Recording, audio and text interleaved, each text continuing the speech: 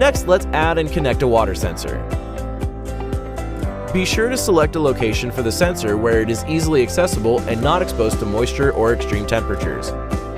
For water detection, the sensor should be placed on the floor.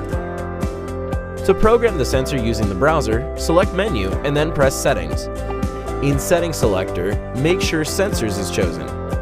Under Select Sensor to configure, select To Sensor or the next unassigned position.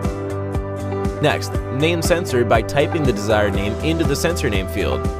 For example, laundry room, basement, or kitchen sink. For sensor type, select to 24-hour audible. And for sensor options, select 12 water leakage. The area group can be left defaulted to one area group. Press Learn in the browser. Then, with the flood-free sensor, quickly tap a magnet to the raised indicator on the side of the sensor. Note, leaving the magnet near the indicator for longer than 1 second will program the sensor as a free sensor. The hub will find the sensor and capture the serial ID, then press Save. Remember, we offer nationwide UL monitoring services starting at $10 per month with no contracts, no activation fees, and your rates will never go up.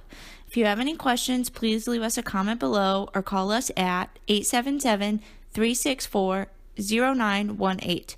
You can also visit us online at advancedsecurityllc.com or check out our YouTube channel for more videos. Thanks for watching.